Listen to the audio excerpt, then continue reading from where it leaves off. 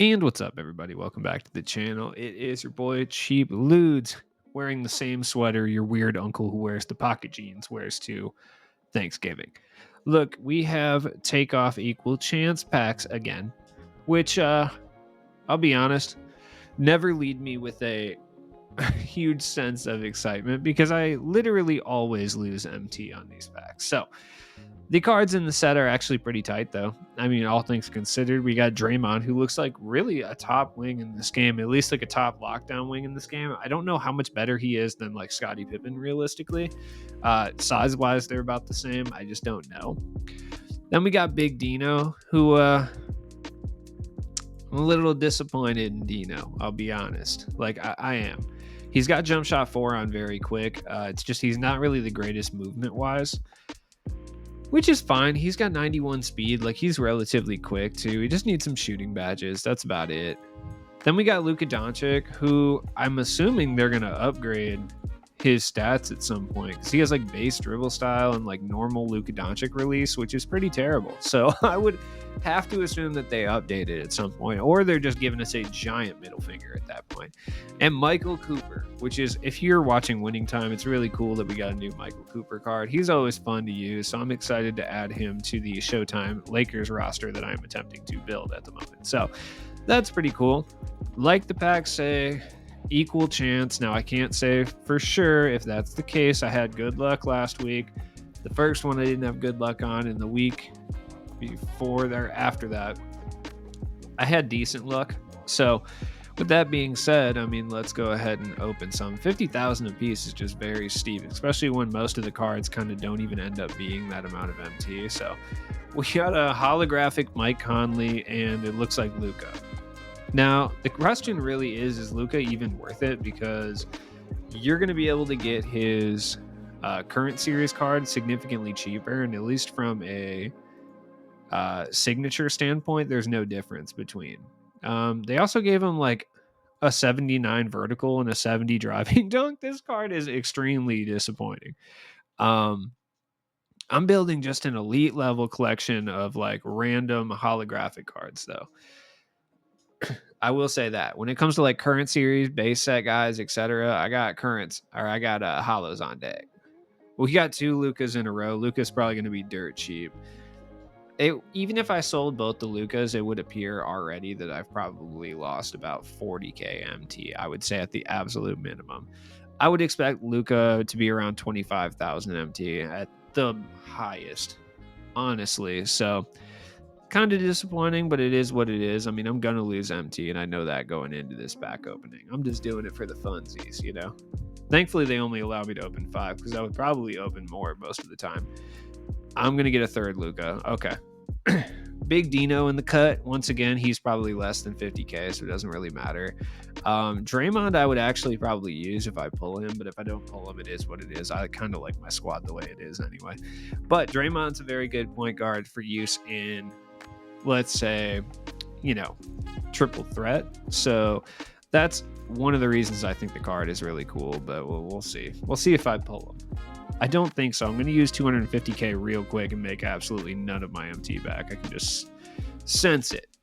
3 Luka Doncics already, so clearly this is not going to be a good indication of, you know, my pack luck this weekend. At least I would assume, dude.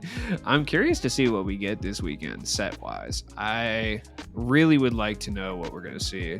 Since we finally got a flash set, I would be willing to say signature series makes a whole lot of sense. That's just me though. So we got 3 Lukas, which is, I'll be honest, very disappointing. Not exactly stoked about that at all in any way, shape, or form. Let's see if someone bids. All right, final pack. Let's take a look, and then we'll take a look at the cards and see what's up, see what we can get. Give me a dark matter, dog. I got a double shake, but it doesn't matter. So I guarantee this is a current series player. It's not even Dino. I'd be willing to bet. Yep.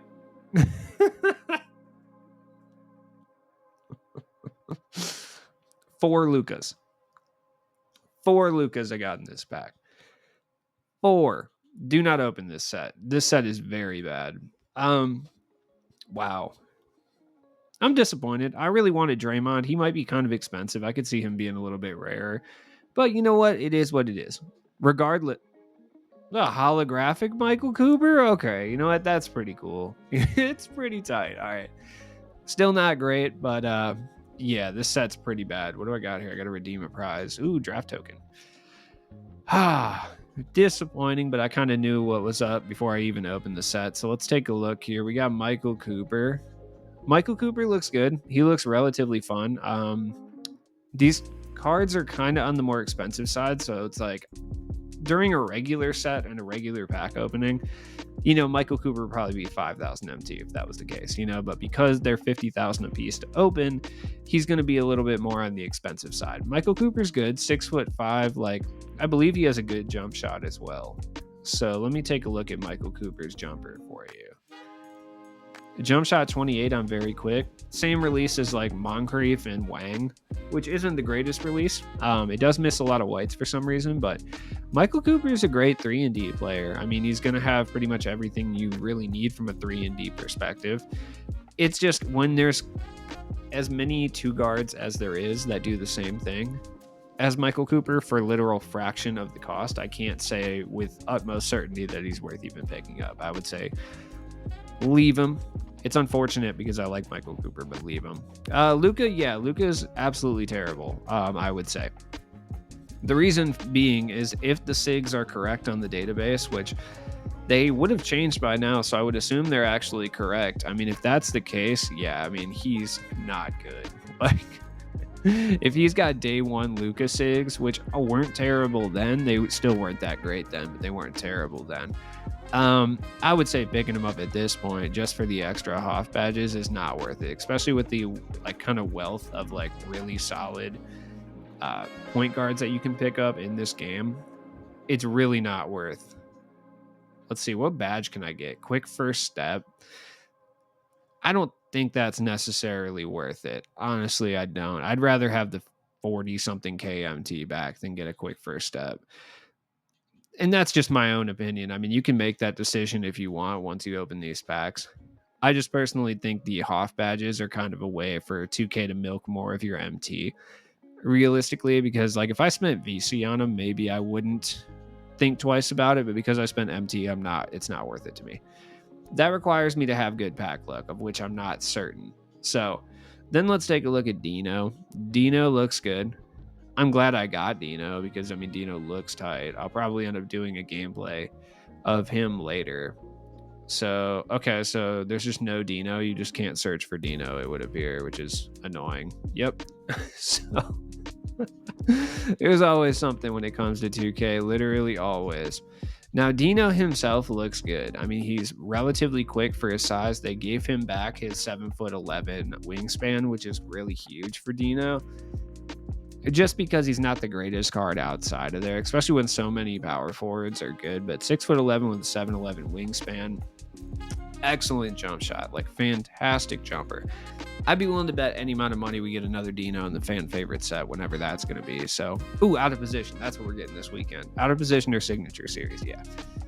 He's good. I mean, he's a fast power forward that plays very, very good defense and is going to be an excellent rebounder with a good jump shot. He just requires shooting badges, essentially. I mean, you kind of need to give him limitless, blinders. Chef you could give or take. You don't really need to give it to him, to be honest, for him to be effective. But Deadeye for sure. Volume shooter, ankle braces. Yeah, he's missing a lot of badges. Hustler. It's kind of unfortunate. Why do they do my boy like that? And then we got Draymond Green, who will be a buyout. Why do people even bid on the first ones? I just don't understand that. Like, why are you bidding on these? It makes no sense. Like, there's a 100K one right here. Why did you bid that much MT on him? Now, that being said, I think he is going to get gassed up by content creators because he is going to be one of the better lockdown small forwards available. So if it is possible and you want to dump some badges on him, you could make a decent amount of MT, but I would be weary about that. I don't know how much he's actually going to sell for. 6'7", good jump shot on very quick, like catch and shoot, corner specialist, brick wall, pickpocket. He's going to be a great 3-and-D card. He's going to be able to handle the ball as well. I believe he has pretty maxed out dribble SIGs as well. Let me verify that. The jump shot 12, I personally like, especially on very quick. I think it's good. quick dribble style, like he's got Scottie Pippen behind the back, pro escape, which is whatever. Tatum's step back is not very good. I mean, some people like it. I personally don't. Yeah, I mean, Draymond's good, but you know what you're getting with Draymond. It's just at the power forward position, I don't think he's worth his price. And at the small forward position, I can't say certainly that he's really even more useful than some of the other top tier small forwards in this game. Like, really, like Jonathan Isaac would come to mind as someone who might be better at the small forward. I mean, defensively, Jonathan Isaac isn't that far away.